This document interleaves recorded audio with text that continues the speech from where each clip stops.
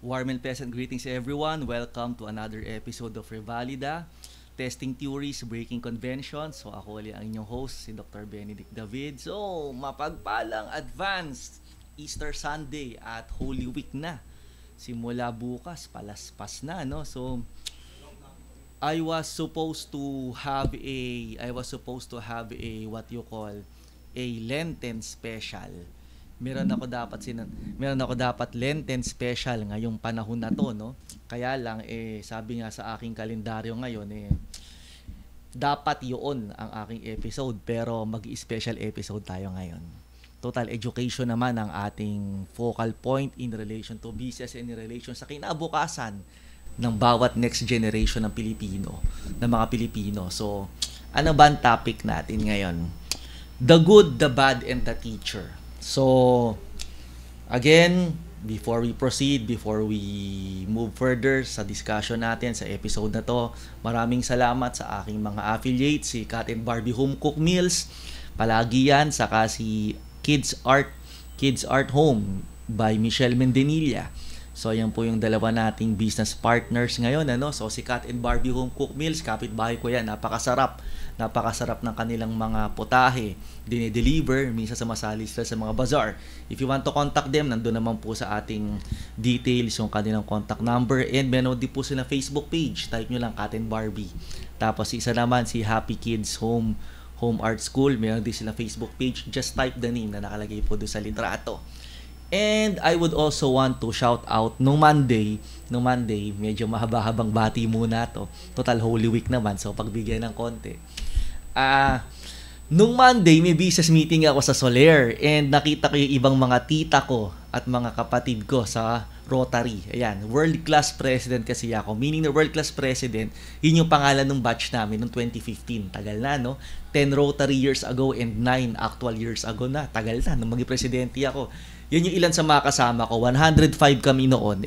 May business meeting ako nung Monday sa Soler. Nakita ko sila nagkakape sa Coffee Bean. So, ayan. Sino yung mga nasa picture? Si Tita Mona, si Ate Jessica, si Ate Angel, si Mate Janine. Ayan, si Mate Janine. Ang isa sa mga matatalik nating kaibigan din.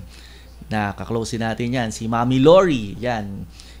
Mami Lori tawag sa kanya kasi yung father niya, yung husband niya is also a Freemason, just like my dad. Free thinkers, kumbaga widow son, mga mason in short, saka si Mami Mona. Then si Tita Lotus, who's also in the academe just like me. Tas si Mami Elsa, yan.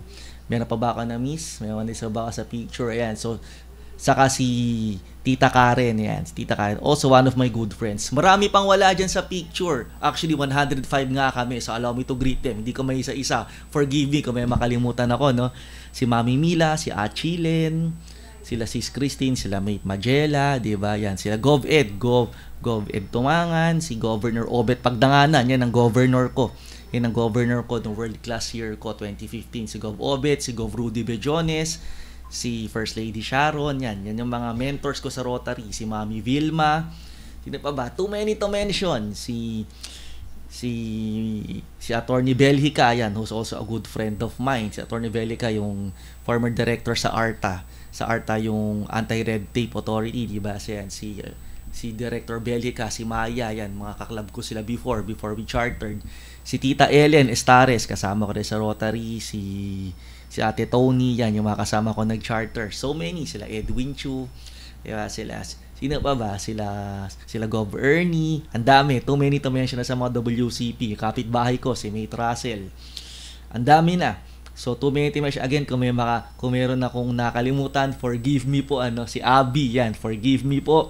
Kung may nakalimutan pa ako, si Mami Mary Arica, yan, saka si Friendship, sila Sir Marcy, si Sir Marcelino, saka si Ma'am Honey, Sir Tessa, yan, yung mga friendships ko sa Rotary. Lalo si Mami Mary, Miyaomi ko yan. Mahilig kami pareho sa pusa, and she is also one of my mother figures. So, kung may nakalimutan ako, pasensya na. Pero, you know who you are. Ang dami nun eh. Hindi lang 105 yun. Pero yun, you know who you are. Alam nyo lahat yan. Si Attorney Dante, yan, dad ko rin yan sa mga mason, sa mga Freemasonries, okay? Sa mga kuyang, in short, ang tawagan namin. Alright, so, without further ado, the good, the bad, and the teacher. Anong ibig sabihin ng good, the bad, and the teacher? Well, nakuha ko yung title na yan sa good, the bad, and the ugly. Pero I want to elaborate and I want to take my side. And I want to express my side, my take rather, doon sa nangyari, doon sa viral na teacher this week. Yung galit na teacher. So, pwede mo natin ipakita yung picture niya, Kuya Chot. Actually, binalur ko yung picture niya in the spirit or out of respect sa data privacy, pero kilala na naman natin kung sino siya, di ba? Alam na natin, pero still ayoko kasing para walang masabi legally, binalur ko lang itsura niya, pero we know who she is.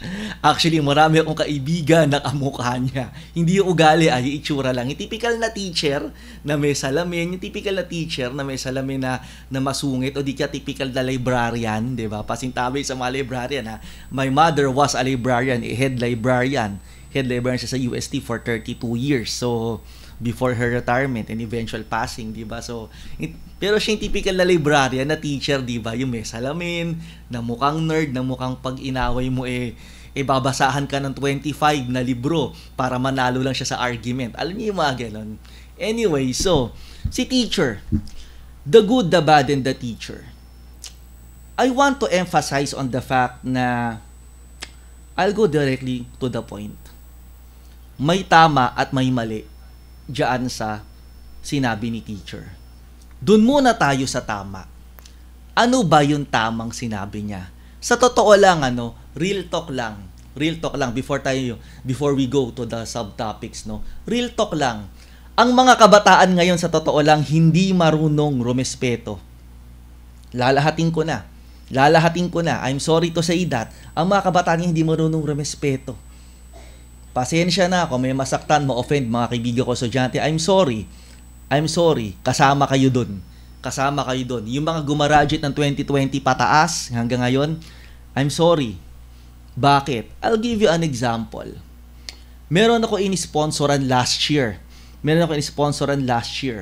Maaaring kaibigan nyo ako, don't get it wrong. Maaaring close tayo, pero you lack respect. I'm sorry to say that. You work on it. Matuto kayo magpakumbaba. I'm sorry to say that. Humility goes hand in hand with respect. You don't just respect me kasi close kayo sa akin. You don't just respect me kasi nakita nyo mahusay akong teacher. Modesty aside, kung sa tingin nyo mahusay akong teacher, thank you. Thank you for that. Na-appreciate ko yun. You know who you are. Yung mga nakakapag-appreciate sa akin, nagte-thank you sa akin. Pero hindi porke nakikita niyo yung galing ko, hindi niyo irerespeto yung iba. Iba yung may humility ka pa rin, respeto, kahit na, ulitin ko iba pa rin yung may humility at respeto ka, kahit na yung teacher mo ay nakakatanda sa'yo, hindi ka nire-respeto. Irespeto mo pa rin sila, believe me. Hindi porke close ako or magaling ako teacher, sinasabi nyo, ako lang ang irerespeto nyo or so, mali yun, irespeto nyo silang lahat. Okay? Ako, aminin ko, marami akong mga teacher na binabash. Mga kapwa ko professor na binabash kasi, sorry for the word mga letter T, letter B naman talaga. Pero sa totoo lang, syempre, personal ko lang yan. Hindi ako magsasalita against them in public. Hindi ko sila sisiraan sa ibang tao. Magsalita man ako, meron pa rin positivity, objective pa rin. Bakit? Kasi respeto yun It is a reflection of my character. Kung sila, ginaganon nila ako, hindi ako ganun sa kanila. Oo, iba-blind item ko sila, pero hindi ko sila babawian ng below the belt the way they treat me. Hindi ganun. Kaya yung mga bata ngayon, I'm sorry to say this, irespeto nyo pa rin sila, hindi yung dahil natatakot lang kayo. Tingnan nyo yung content ng sinasabi nila. Sige, ayoko sa kanila, sa totoo lang. Marami akong mga colleagues na ayoko. Pero sa totoo lang, yung mga sinasabi nilang mabubuti, yun ang ina-absorb ko. Hindi ba gaganda, inaalis ko. So pag ganun, huwag tayong maninira or whatsoever. Okay na, pag-usapan, imarites, okay lang yan. Di ba? Pero still, kulang ang mga kabataan sa respeto ngayon. Sa totoo lang. I'll be honest with that.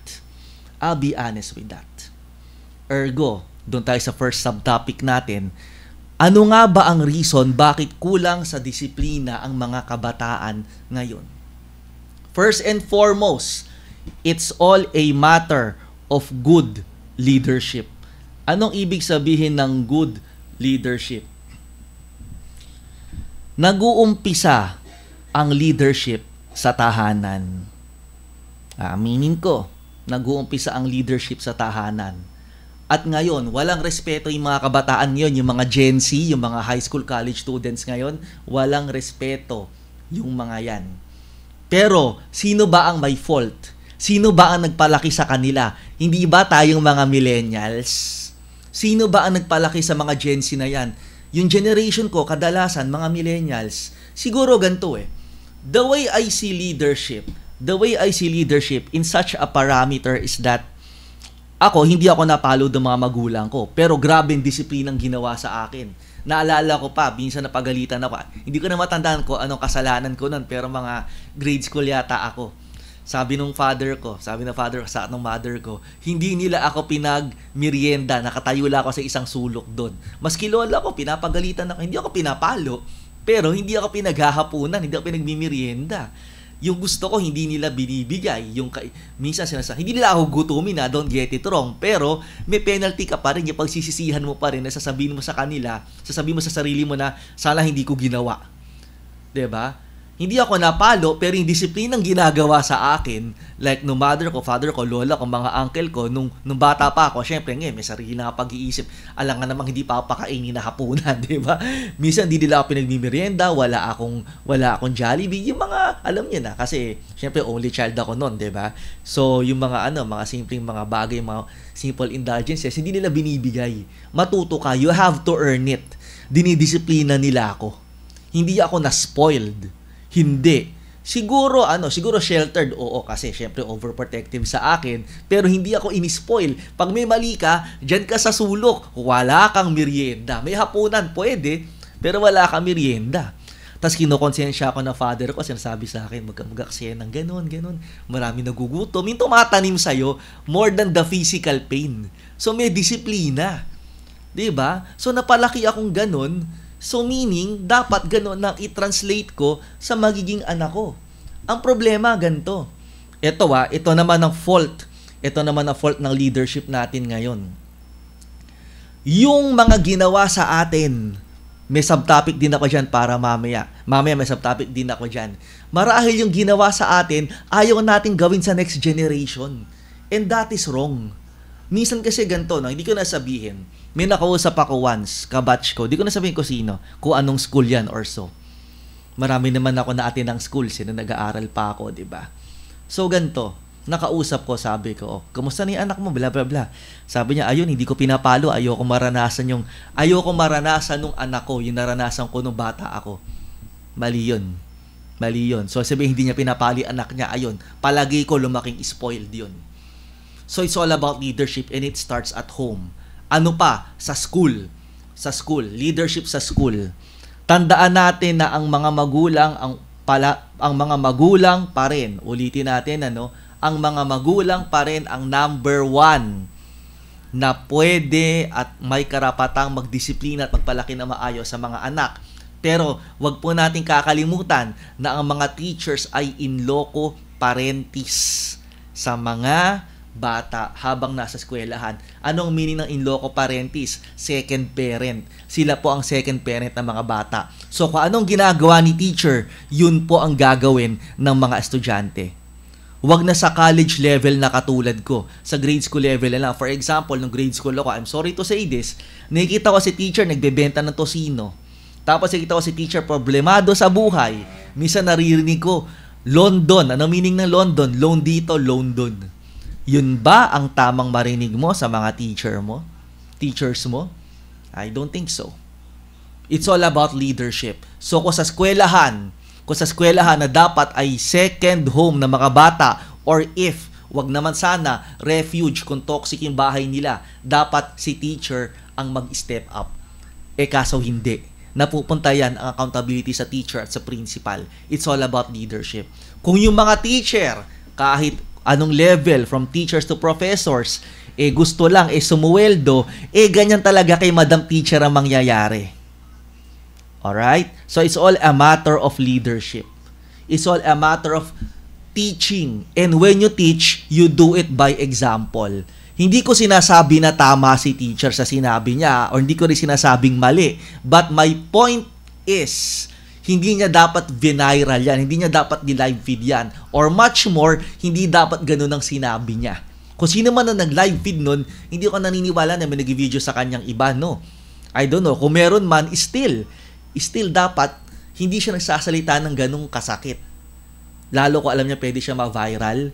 Yun ang mali niya. Mali yung approach niya or bakit siya na live feed. Sige, sabihin natin na stolen shot. Pwede naman niya i-demanda yun eh. Still, may accountability pa rin siya. Pwede mo namang sabihan yung bata. Pwede mo namang disiplinahin yung bata without saying offensive words. Gaya na sinabi ko kanina, di ba? Kinakonsensya ako ng tatay ko, ng nanay ko. Minsan pinapatayo ko, tandang-tanda ako yun. Grade school yata ako, no? Well, whatever. May ginawa akong kalokohan. Nakalimutan ko na kung ano. Basta matigas sa ulo ko kasi nun. Siyempre. Basta pinatayo ako. Yun nga. Kaya lang, dumating yung mga pinsan ko, so nabswelto akong konti. Pero wala akong merienda. Hindi ko nakuha yung gusto ko. I have to earn what I want para makuha ko yun. And disiplina. Yun ang disiplinang sinasabi ko. Hindi ako yung magngangawalang halimbawa, no, minsan may mga may mga natatandaan ko rin yung mga brat na kaklase ko nung high school, nung college. Sorry kung may tatamaan dito.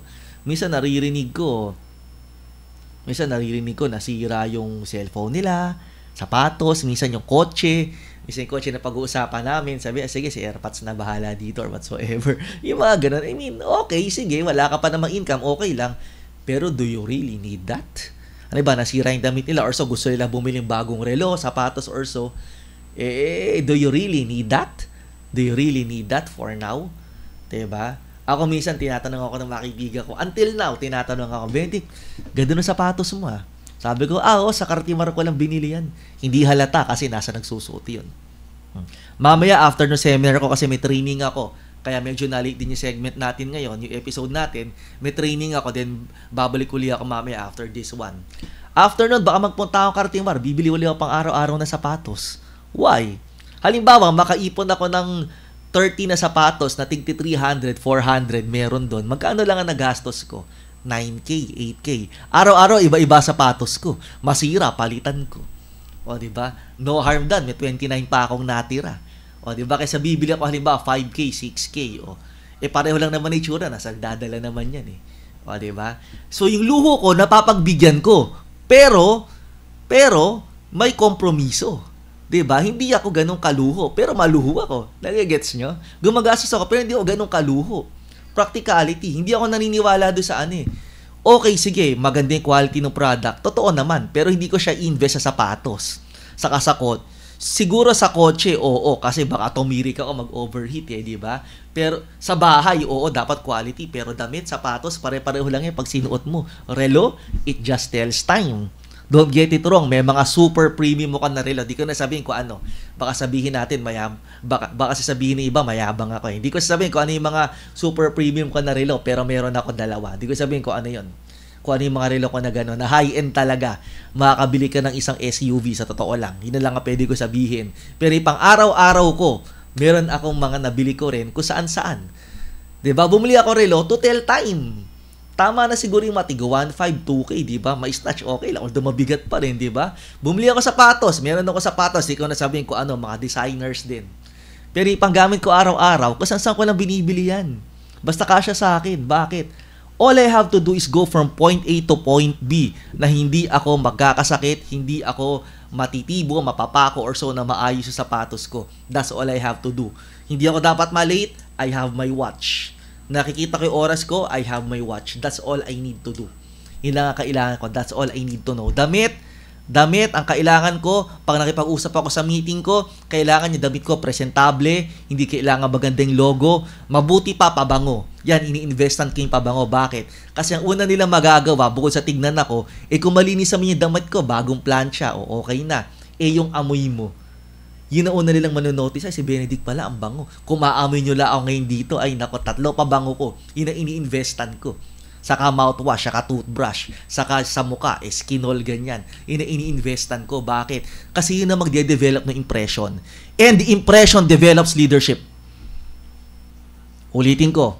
A good impression is a sign of a good leadership. Bakit? The first step in leadership is being able to convince that you are really convincing enough. Ulitin natin. The first step in leadership is being able that you're convincing enough. And it also breeds what you call honesty. Ano ibig sabihin ko sa honesty? Pag sinabi nating honesty, hindi palagi na tama ka all the time.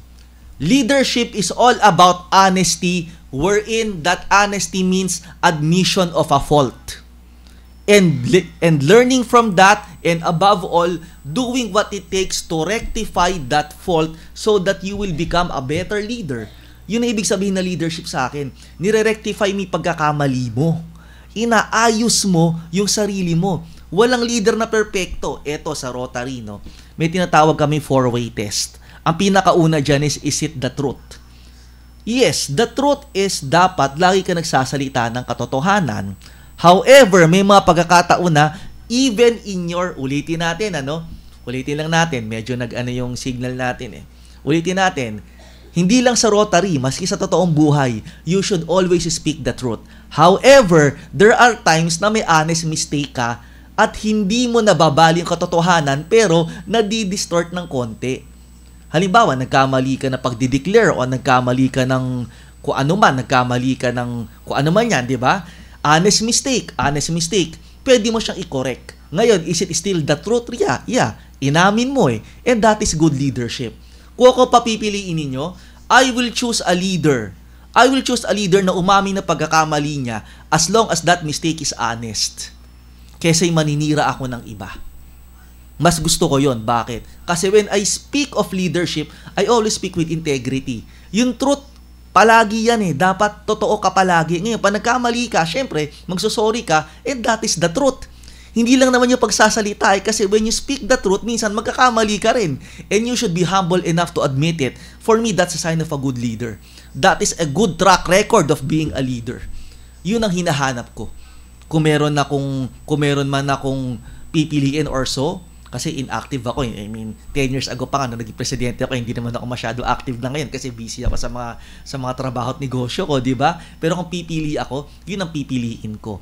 Yung marunong umamin na pagkakamali, pero willing i-rectify yung pagkakamali niya kasi gusto niyang matuto. And that is good leadership for me.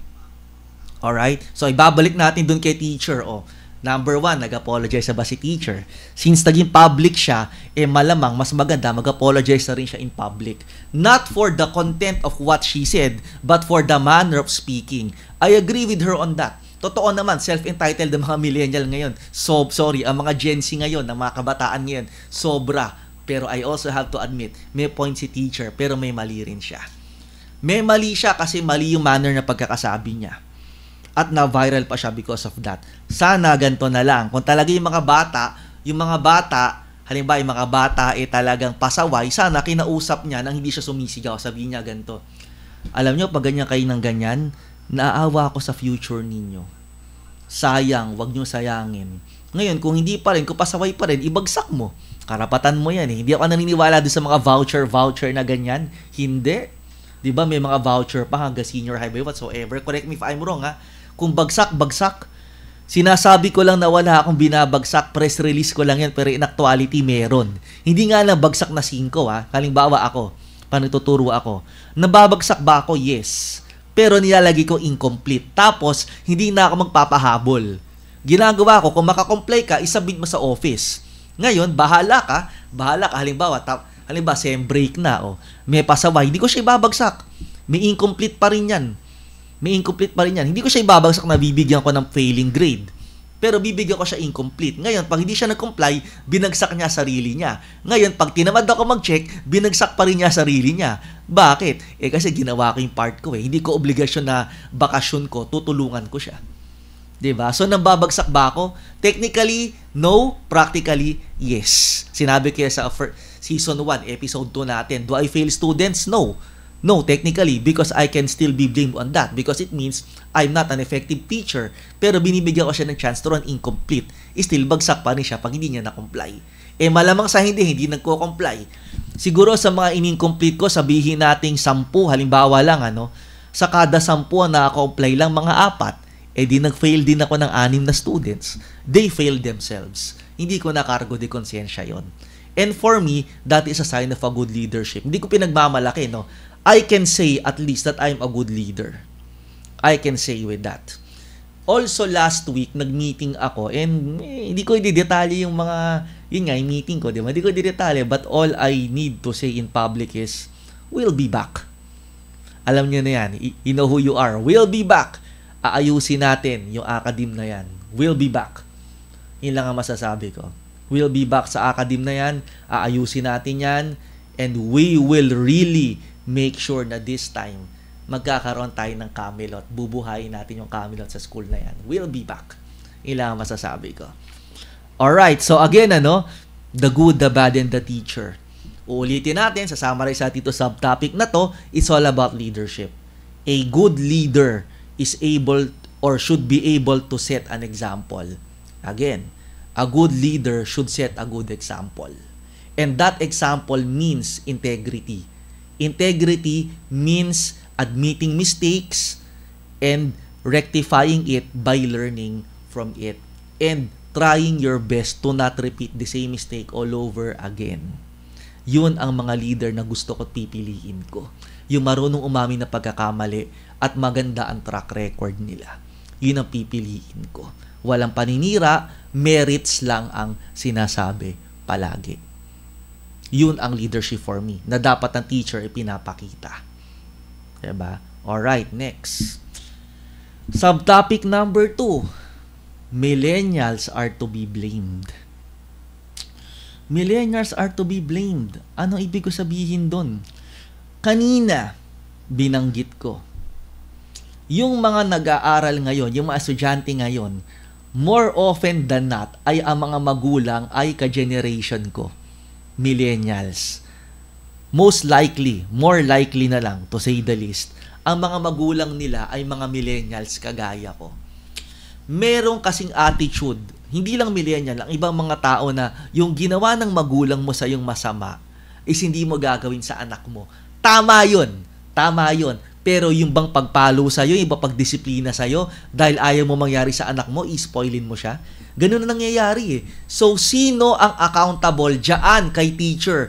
Bukod sa manner niya, ang mali lang naman ni teacher yung manner na pagsasalita niya eh. Pero yung content niya tama. Ulitin ko, what the teacher said was 100% right. The only fault that she had was she did it in a very offending manner, in a very offending approach.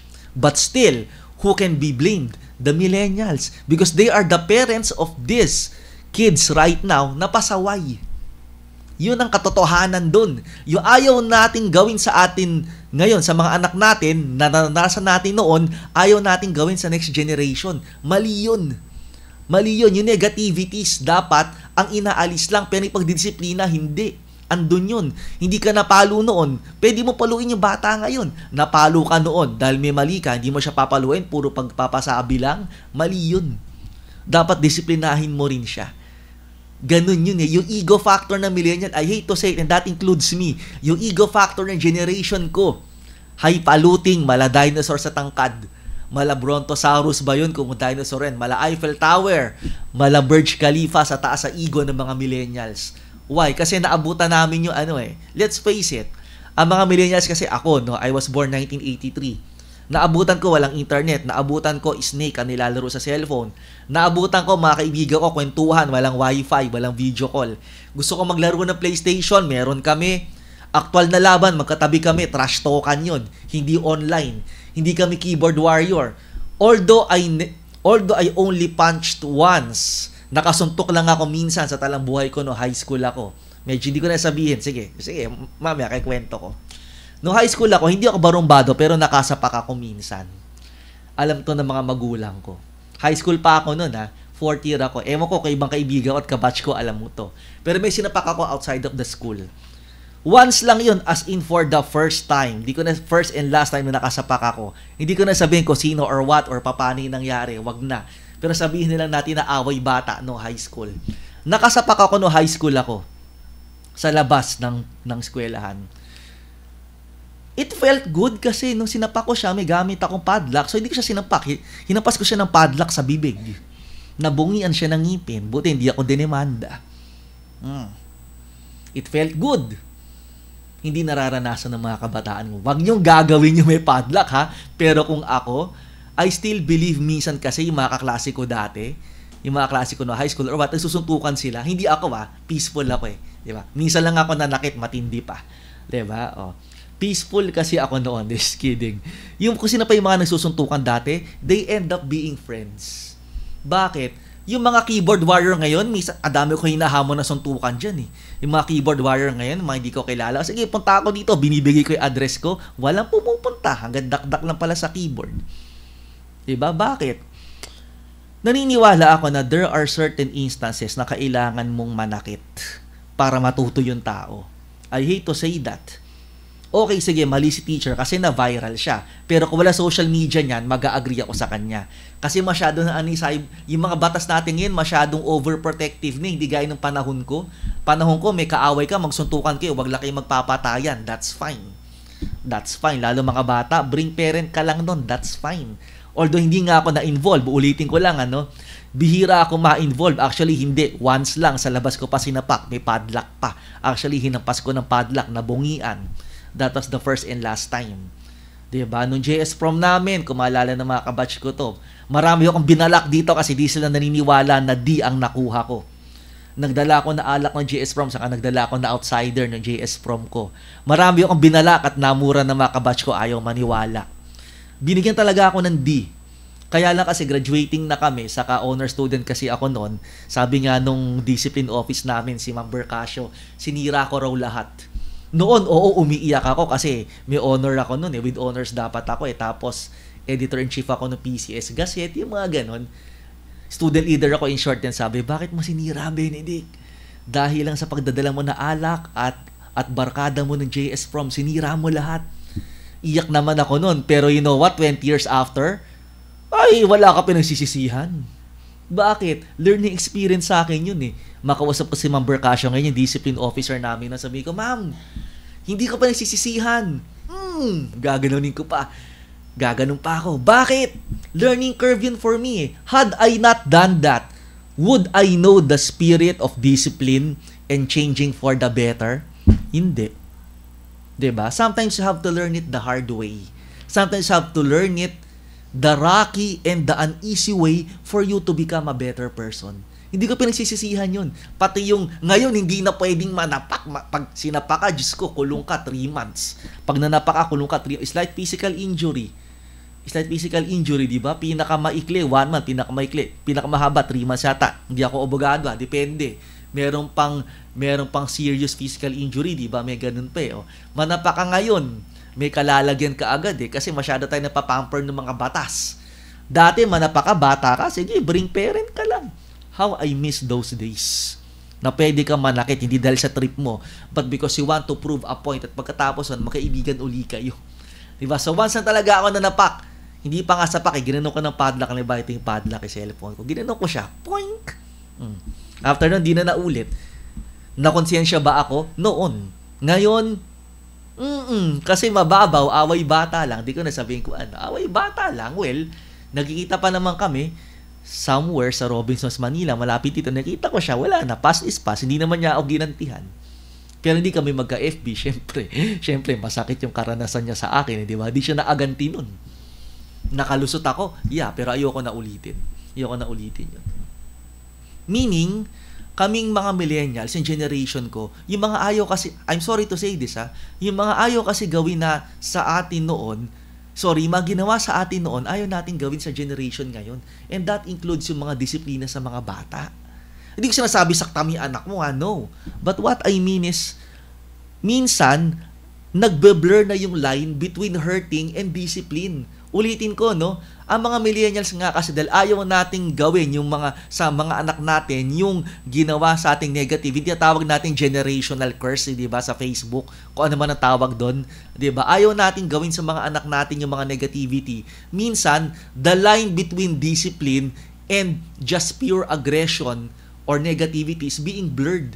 Blurred na yung pagdidisiplina in relation or against doon sa violence or doon sa negativity. Blurred na. Nami-misinterpret ng generation ko yun. So, accountable din tayo kasi mga anak natin yan. Yung mga pasaway na bata na yan. Kaya si teacher, accountable din siya kasi malamang si teacher ganda, may anak din yan. Malamang, di ba? O, ganun di ba sinasabi mo sa anak mo? Pwede, pero do it in private. Pero wag ganun ka-negative. Pwede mo namang balanse. Like ako, for example, kung magkakaanak ako, pwede ko sabihin na, anak, hirap na hirap akong buuin ka kung magkakaanak kami, for example. Pero hindi rin ako manghihinayang kasi dumating ka sa mundo 41 years ako nabuhay na wala ka. At hindi ko panghihinayangan yung 10 years na nakasama kita. Tingnan mo kung dito manim sa bata yon. Masakit yun, pero ano ibig sabihin niya doon? Masakit yun. Pwede ko sabihin in public yun. Pero ako kayong bata, hindi pala ako kailangan ni daddy, so kailangan i-prove ko sarili ko. Pero aalalayan ko siya. Magsasorry ako, sabi ko, anak, sorry. Napagsalita kita hindi maganda, pero I want you to know how harsh the world is. Ganun kasimple. Hindi ko to sasaktan, baby ko to. Mali yun. Yun ang masama sa millennials, sa batch, sa generation ko. I hate to say that. Unpopular to, baka dumami bashers ko dito, pero still, kasalanan natin yan kasi yung mga anak natin yung mga nakasala ngayon dyan. And even the teacher is also liable and accountable kasi hindi natin napapalaki ng tama yung mga anak natin. Siguro hindi ko nilalahat, pero kasi nasa sa atin pa rin yan bilang magulang di ba? Sa kapangalawang magulang, mga teachers. Di ba? And last but not the least, sa subtopic natin ay medyo, naman to? Ito medyo lighter na to. So, ulitin natin, accountable tayong mga millennials. Accountable tayo dito sa mga nangyayari sa ating buhay-buhay ngayon. May mga pabati ba na shoutout ngayon? Yeah, meron tayong shoutout. Yan? Yung mga kapitbahay ko sa condo. Kapitbahay ko sa condo. Si Ma'am Terry, si President, si Odi, si Architect, si Vice President. Before, So, ulitin natin, shoutout kay President Terry's, kay Vice President Flores, ngayon, kay Presteris, kay Vice President Flores, kay Treasurer, si Tita J, si Odi Jan, Cueto, si BFF, si Attorney Iyog, saka si Engineer De Leon, si PM Lau, yan, yung mga kaibigan natin, mga tower rep, si Rachel, si Mami G, si Pop, si Chris, Kat and Barbie, of course, Mami Connie, si Lars, si Tita Jo, yan, saka si Auntie Roda, yung mga tower rep natin, si Mami Mary Ann, si Mami Chona, yung mga kapitbahay natin mabubuti, si Kerwin, yan. Si BFF Kerwin, tumutulong sa akin sa pagmamanage ng kondo ng maayos. Si Mang Ray, yan, dati medyo, medyo nasa opposition. Pero, diba, it's all a matter of pakikipag-usap at diplomacy. And in relation to that, temperance. A good teacher exhibits temperance. Sabi ko kanina, hindi ako nambabagsak technically, pero nambabagsak ako practically kasi I give them incomplete grades. However, pasensyoso ako magturo. Kahit yung mga bata, alam kong binabara ko. You know what? It happened before. Hindi ko na sabihin ko no school or what. Sabi ko, ask me anything about business or so. Alam nyo, may nagtanong sa akin, Doc, saan po ba gawa yung Minola oil? Gusto ko sapakin pero sa loob ko, hindi. Witty ako dapat dyan. Sabi ko, alam nyo, hindi ako ganun kalaking negosyante pero sa tingin ko yung Minola oil, di ba lard? So sa taba ng baboy yun. So kung vegetarian ka, wag ka kumain ng Minola. Wag ka gumamit ng Minola oil. Yung cooking oil, yun na sinabi ko sa kanya. After that, naging magkaibigan kami. You know who you are. Diba? So yung mga ganung mga tanong. Binigyan ko pa siya ng flat 1, meaning na flat 1 straight A+, doon sa semester na yon. Binigyan ko pa siya ng 500. Pinalaminate niya yung bigay ko na 500. Kasi ako, yung highest sa klase ko kada semester, nung face-to-face binibigyan ko na 500 pesos, minsan naman 1,000. Hindi niya ginagamit yun until now, naka-frame pa yung 500 na yun. Di ba? To think that we started on the wrong foot. Ulitin ko, nagtanong siya, Sir, how do you make cooking oil? What a stupid question. Had I not been patient, had I not practiced temperance, I could have failed that student. But no, I was patient enough to see the good side. And what is the good side? That is curiosity. And I used that curiosity to channel that student's inner desire to learn. It's all a matter of temperance pa rin. So, sino pa rin na accountable? Di si teacher by the end of the day. Kaya nga the good, the bad, and the teacher Si teacher pa rin na accountable. Oo, tama yung sinabi ni teacher, ganda. Pero still, accountable pa rin siya. Remember, the environment is something that you cannot dictate, but how you react to that environment is something that you can control. Pasamay na nga yung mga bata, di mag-ala Gokusen ka. Alam niyo yung Gokusen na na series, 'di ba? Yung si Yuki Nakama yung bida, si The Ring sa Japanese version, sa yung bida dun gangster teacher siya, yun na idol ko Saka sa anime si Hell Teacher Nube, for example. Idol ko yun. Bakit? Gangster na teacher yun Kung ang klase mo gangster, magpa-gangster ka rin. Learn how to play with them and they will respect you. Ikaw ang teacher Anong mga sinabi ko sa previous segments ko? Transcendence. You should be able to transcend, meaning you should be able to set a good example. And what is the first step in setting a good example? Adaptability. Leadership.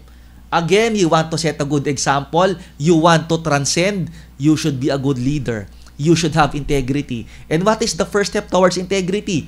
The humility to admit mistakes and the temperance and above all, the patience to focus on the merits and good things, not on the negativities. Yun ang totoong leadership para sa akin. Yun ang ibig sabihin ng temperance for me. So it's all a matter of temperance. So, it has no further explanations.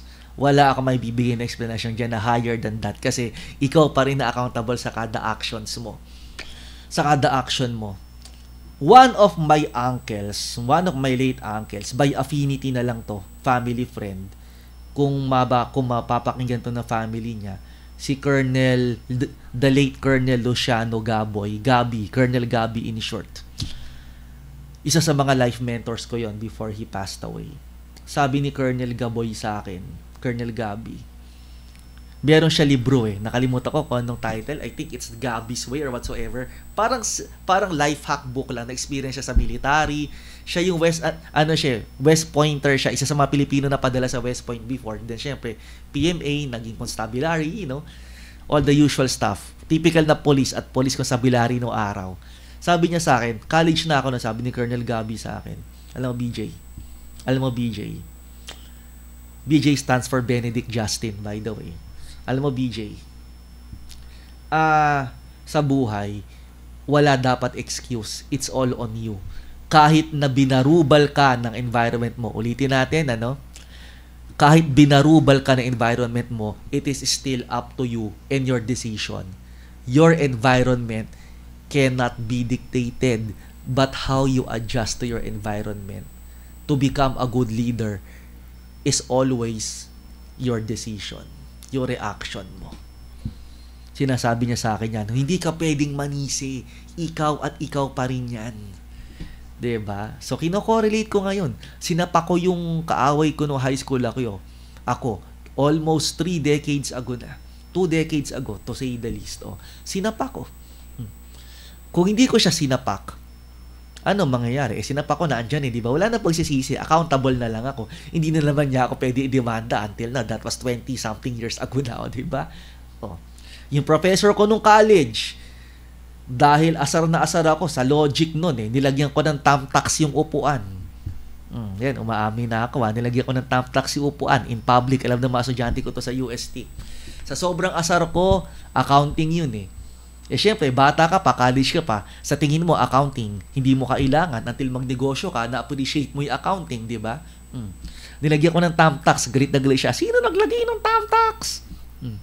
Syempre, wala umaamin kasi bully ako Actually, maski yung mga klase ko, hindi napansin nun. Ako lang ang gumawa nun. Wala nakapansin nun. Although nagalit siya, bakit daw may mga thumbtacks sa upuan. I don't know kung naalala pa ng mga klase ko nung sa UST nung pre-com pa ako nun Nilagyan ko ng mga thumbtacks, panggabi kasi ako nun Hindi naman marami, mga 4, nakita niya. Syempre, nagalit, ba't may thumbtacks, diba? That's the thing about it. Meron pa dyan, marami yung kalokohan dyan. Ito in public din. Aminin ko na. Sige, temperance, lessons learned. May asar din akong teacher. Ito, walang biro. Asar ako sa teacher, sa professor ko dati. Alam nyo, ginawa ko? Di syempre, binigyan kami assignment. Incomplete ako kasi lagi ako absent Kasi member ako ng debate noon, yung Tomasian Debaters Council nung college ako. Syempre, sa akin kasi ang motto ko noon, debate first, academic second. Mali. Dapat balance, di ba?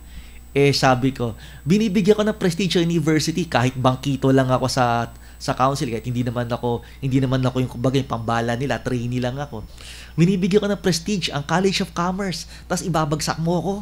Siyempre, nagalit ako. So, in-incomplete ako. Sige, dahil may contribution ka sa Commerce, sa College of Commerce, sige, gawa mo ng term paper yan. Sige, ginawa ko. Magaling ako sa English, obviously, sa pagsusulat at pagsasalita, di ba? English. Term paper about a certain topic. About business philosophy. Gumawa akong topic, ang bilis, wala pa isang oras. Alam niyo naman, skills ko, di ba? Sinabmit ko, tapos nagbigay ako ng sago. Sir, pasensya na sa abala. Alam ko mahilig ka sa sago. Kasi nakikita ko pag kumakain ka doon sa babae, may sago ka palagi. Binigyan ko ng favorite niyang sago. Wala niya kung anong ginawa ko doon sa sago. Mestro yun, ha? Nilagyan ko ng tubig sa toilet bowl yung sago. Sorry, inaamin ko. I'm not sorry for that. Sumakit ng tiyan niya, nabuhay naman siya. Ganun ang mga kalokohan ko nun. Had I not done that, siguro wala ako sa harapan nyo ngayon. Why? Because for me, these are learning experiences na hindi ko na pwedeng ganun kahit gawin ngayon kahit bata ako kasi masyado nang malambot ang generation ngayon. Even the laws are soft these days. Dati pwede ko gawin yun. Ngayon, good luck kay Benedict. Diba? Baka himas reyas ako kung ginawa ko yun. Well, hindi naman niya nalaman na siguro sabi niya, asama naman ng tubig. Diba? Kaya siguro nagka-amoebiasis ako last month. Ang karma ko 20 years after. Diba? Hindi. Ang karma ko 22 years after. 41 ako, mga 18 years old ko ginawa yun. Karma ko 22 years after. Diba? Had I not done that, I wouldn't be able to learn. Nun din ako. Sometimes you have to let people be themselves for the meantime. Saka mo i-correct. Sometimes ang mga tao kailangan makaltukan Makaltukan, mabatukan, masapak, di ba? Nun din ako, dyan sa Adventist. Common knowledge naman to, so okay lang. Intrams. Hindi ako coach, syempre, malay ko naman. Hindi naman ako palalaro ng basketball. Pa-shooting lang ako. Alam niyo naman ang laro ko sa mga nakakilala sa akin, laro ko bilyar, di ba? Saka bowling, alam niyo naman yan, di ba? So sabi ko sa mga syempre, makikiupo ka, ikaw yun din di ba? Sa College of Business, may mga player, sabi ko, ganito gawin nyo i-trash talk nyo yung kalaban. Murahin nyo. Nagulat yung coach. Murahin nyo. It's a sport. Kaldagin nyo. Pag nabago, kasalanan niya. Gano'n sa akin. May nagsabi pa ng isang player niyan, isang player niya, hardcore yun hardcore Christian ba na hardcore Christian ba na hindi love your neighbors, kill them with kindness. Hindi pong mamumura mong gaganunin mo talaga. GG. Gaganunin mo talaga siya. Sir, bawal po yan. Dapat sport lang. Huwag ka maglaro. Sabi ko, coach, bangko mo yan. Si coach, idol din ako kasi playing coach bahala ka. Sabi ni Dean, bangko. Nagtatrash talk sila. Ay, maniwala ka at hindi. Umalis ako, syempre, may mga trabaho pa ako. Maniwala ka at hindi. May nagsuntukan daw. Alam nyo, reaction ko, kaka-trash talk, hayaan nyo sila magsuntukan. Huwag lang magsasaksakan. Let them learn. Enjoy the sport. Enjoy the game. After nun, tinanong ko, ano na pala mo? Sabi sa akin ng bata. Sir, asarap sa feeling pero ayoko na ulitin kasi paulit-ulit lang magbabalikan kami. Sinapa ko, reresbakan ako. Sabi ko, see? That's the lesson. After nun, peaceful na kami lahat. Namimuhan ako nun. Kaibigan ko yung sorry, Tito Nes si Dr. Rillo, may academic affairs nun minimuhan ako. Sabi, bakit mo naman hinayaan? Sabi ko, Doc, Tito Nes, alam mo naman ang style ko. Sabi niya, sabagay may point ka, pero muna ulitin. Hindi na talaga, syempre, di ba? Sabagay may point ka naman, sa akin okay yun. Hinayaan mo sila, pero sana, iba'y approach mo. Doon ka natutunan na pwede mo namang hayaan matuto yung bata the hard way May tama nga lang approach. Diba? Yun ang point ko. Meron pa dyan. Di naman ako nun. Di ko nasabihin yung school na to kasi medyo harsh to Din pa rin ako. Kasi 3 times ako naging din sa 3 iba-iba eskwelahan. Ito yung first na deanship ko. May suicidal na bata. Nag-post ba naman sa Facebook, sabi, Dr. So-and-so, pa nagpakamatay ba ako? Matatouch ka, iiyak ka? Sabi ko, lokong bata to, patawag nyo nga. Ano ko nun, hindi naman sa medyo tolerant ako sa mga fraternity nun, do sa school na yon. May mga kaibigan ako, lika, pinapasok kay bata, sinapak namin, masakit, no? Hindi siya makalaban, gusto niya, alam ko, gusto niya ako sapakin, may mga kabrad siya doon, Hindi siya makapalag, syempre, kasi makabrad niya, ay siya pagtanggol, Sakit, no? Pa nagpakamati ka, mas malala dyan mararamdaman mo. Ano mas masakit? Ibagsak ka ng teacher mo, wag naman sana. Ibagsak ka ng professor mo. Ano mas masakit, Brad? Sabi ko, ibagsak ka ng professor mo, pero may chance ka pa makabawi. O magpakamatay ka, wala ka ng chance makabawi. Baka tawanan ka pa ng professor mo. Sabihin, weak ka. Ako, tatawanan kita pa nagpakamatay ka. Isa kang mahinang lilalang. Natauhan siya, nag-graduation, niyakap ako. Sinabi sa mga magulang niya yung nangyari, nag-thank you sa akin. Ganun lang. Ganun kasimple. Then, sabi ko sa kanya, ako bahala sa professor mo. Tinanggal ko yung professor niya, part-timer. Tinanggal ko. Loko Mali naman talaga yung professor. Yun ang lesson ko. It's how you react on circumstances. Diba? And sometimes you have to feel the hardest and the most painful way in order for you to learn. It's just a matter of good approach and a good manner of instilling that discipline. Kaya pagdating kay teacher, nasa leadership pa rin yan. Kung ako tatanungin nyo personally, sino ang principal ng teacher na yan? Bakit umaabot sa ganyan ang mentality ng eskwelahan niya? Hindi na si teacher accountable. Even the principal and the head teachers and the coordinators, even the EPS would be accountable kung ako ang nandiyan sa position na yan. Bakit? Ganun ang kultura Remember that leadership also breeds culture. Ano kultura? Kung ano man ang kultura mo, is a reflection of your leadership. Kaya sa akin, pati si principal puputukan ko, is not an isolated case because it went viral.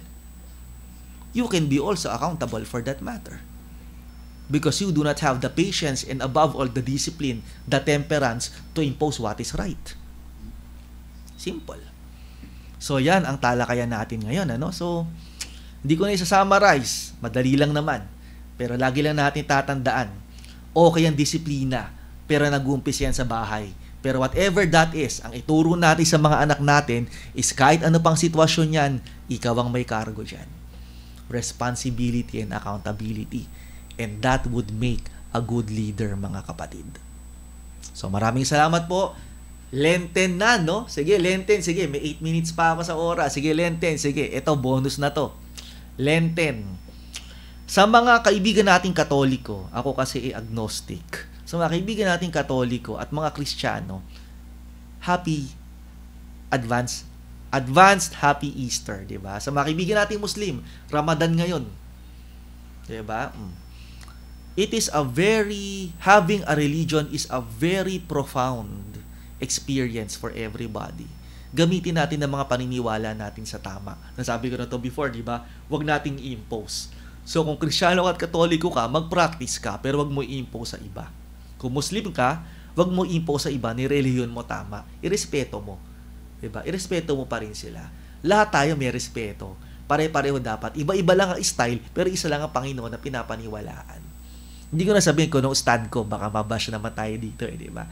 Pero you know what my stand is. Kalat naman ang paniniwala ako sa ganyan. Pero kung tatanungin ninyo, I believe in God, of course.